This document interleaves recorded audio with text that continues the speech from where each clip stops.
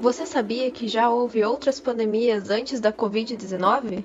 Hoje falaremos sobre a peste medieval e os impactos que ela gerou nas artes e literatura do período medieval e moderno.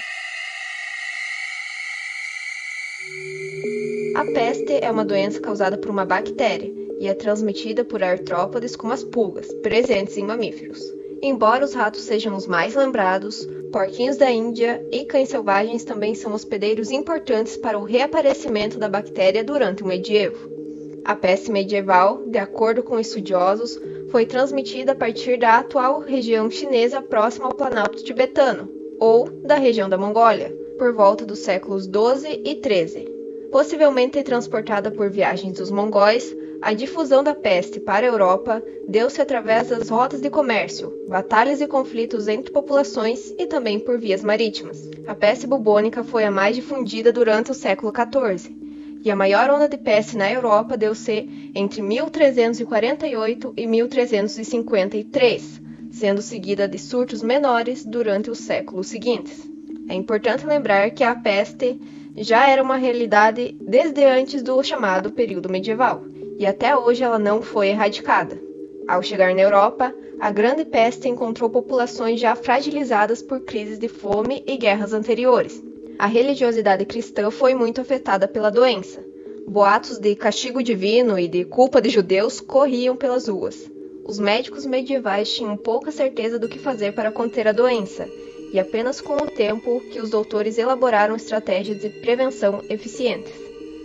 A pandemia de peste também modificou a economia e a produção de comida, em decorrência da alta mortalidade da população, a depender das regiões. A Europa vivenciou o falecimento de cerca de 40 a 60% de sua população durante o século XIV. Não havia, em regiões de picos, caixões individuais suficientes para todos os mortos. Corpos de familiares eram enterrados juntos, depositados em valas ou deixados nas ruas até que se conseguisse espaço para os mortos. Os ritos religiosos de sepultamento tiveram de ser modificados e o medo da peste era comum. A morte, variada em quantidade conforme as localidades e os surtos da doença, era, portanto, parte do cotidiano europeu, adentrando as produções artísticas e literárias. O aumento da mortalidade fez com que as pessoas passassem, principalmente após a grande onda de peste, a perceber a morte e a vida de formas diferentes. Enquanto alguns começaram a ter comportamentos mais sérios em relação à religião e os prazeres da carne, outros passaram a levar uma vida menos moderada e mais festiva. O carnaval é um exemplo disso, pois embora já existisse na Europa medieval, após a peste e outros conflitos, essa festividade acabou representando um paradoxo de comemoração da vida diante de tanta tristeza. A morte passou a ser incorporada no carnaval como uma personagem, e a felicidade dos festeiros representava uma vitória momentânea sobre ela.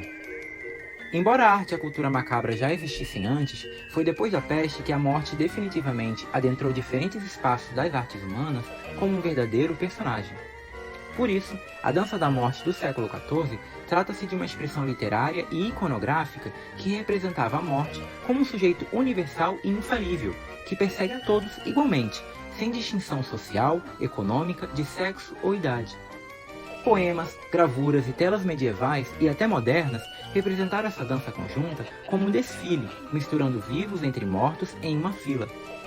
Essa sequência denota aos indivíduos que, ainda que diferentes, acabam tendo o mesmo destino, a própria morte. No entanto, essa dança mortal presente nas artes provavelmente não tinha a intenção de criticar as hierarquias sociais, e sim de alertar a população a viver como puderem. Essa compreensão foi inclusive incorporada pela religiosidade cristã, e danças foram pintadas dentro da igreja e nas paredes externas de valas. Um afresco de 20 metros, pintado no cemitério parisiense em 1424, é considerado a primeira arte do tipo que se popularizou pela Europa. Os religiosos frequentemente utilizavam essas artes de modo pedagógico para explicar a necessidade de ajudar os outros a viver uma vida regrada. Afinal, a morte iria encontrar a todos no pós-vida. Além das artes, a literatura também incorporou a temática da morte e da peste. A obra Decameron, de Giovanni Boccaccio, escrita em Florença entre 1348 e 1353, relata a fuga de alguns jovens para uma igreja longínqua a fim de fugir do flagelo da peste. O texto narra alguns horrores da enfermidade causada pela doença, e o autor tenta orientar sua obra entre temáticas macabras, românticas e festeiras. Todas essas representações artísticas, literárias e culturais tiveram várias versões exemplares durante os séculos medievais e modernos. Portanto, podemos perceber como a mentalidade europeia mudou depois da grande onda de peste e de outros surtos menores. As representações artísticas e culturais certamente podem exibir como o medo da morte afetou todos os aspectos da vida em comunidade no Ocidente.